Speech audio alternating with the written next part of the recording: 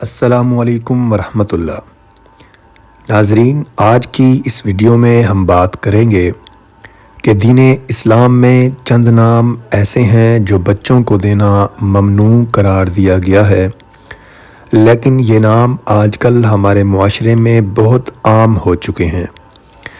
ان ناموں کی تفصیل کیا ہے اور ان ناموں کا معنی کیا ہے، اور یہ نام اسلام میں بچوں کو دینا کیوں ناجائز اور حرام قرار دیا گیا ہے، یہ سب اور دیگر معلومات آج کی اس ویڈیو میں ہم شیئر کریں گے۔ معلومات جاننے کے لیے ویڈیو کو بغیر سکپ کیے آخر تک دیکھیں۔ اسلامی انفارمیٹیو ویڈیوز میں ایک بار پھر سے خوش آمدید۔ ناظرین، ایک نام جو آج کل بہت زیادہ رکھا جاتا ہے اور اس نام کو بچوں کو دینا اچھا بھی سمجھا جاتا ہے، لیکن یہ نام اسلام میں بچوں کو دینا منع ہے، وہ نام ہے شہنشاہ۔ ناظرین، حضرت ابن عمر رضی اللہ تعالی عنہ سے روایت ہے کہ رسول اللہ صلی اللہ علیہ وسلم نے فرمایا کہ اللہ تعالیٰ کے نزدیک بروز قیامت سب سے زیادہ قابل نفرت اور بدترین وہ شخص ہوگا جس کو شہنشاہ کا نام دیا گیا ہوگا، کیونکہ یاد رکھو بادشاہت صرف اور صرف اللہ تبارک و تعالیٰ کی ہے۔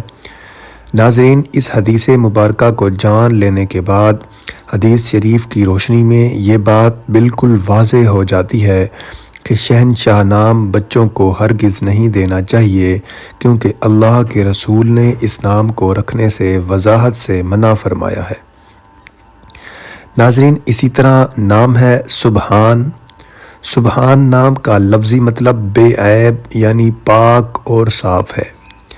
سبحان کا اصطلاحی مطلب یہ ہے کہ جس جگہ پر دنیا کی تمام طاقتیں ختم ہو جائیں، اس سے آگے جس کی طاقت اور اختیار شروع ہو، اس ذات کو سبحان کہا جائے گا۔ سبحان نام مخصوص اللہ تبارک و تعالیٰ کا صفاتی نام مبارک ہے جو پورے قرآن کریم میں اللہ کے سوا کسی اور کے لیے استعمال نہیں ہوا، حالانکہ اللہ پاک کے کچھ صفاتی نام ایسے ہیں جو دوسروں کے لیے بھی قرآن اور حدیث میں استعمال ہوئے ہیں، جیسا کہ غنی، حق، حمید، رحیم، کریم وغیرہ، مگر سبحان صرف اللہ کی ذات کے ساتھ خاص ہے۔ اس لیے بچے کا نام سبحان یا محمد سبحان رکھنے سے علماء کرام نے منع فرمایا ہے۔ البتہ عبد کی اضافت کے ساتھ یعنی عبد السبحان نام رکھنے میں بعض علماء کے مطابق کوئی حرج نہیں۔ ناظرین، امید ہے اسلامی انفارمیٹیو چینل کی یہ ویڈیو آپ حضرات کے لیے فائدہ مند ثابت ہوگی۔ ویڈیو پسند آئے تو اسے لائک ضرور کریں، چینل پر نئے ہیں تو اس کو سبسکرائب کرنا ہرگز نہ بھولیں، اور صدقہ جاریہ کی نیت سے آگے شیئر بھی کریں۔ اللہ آپ کا حامی و ناصر ہو۔ والسلام، شکریہ۔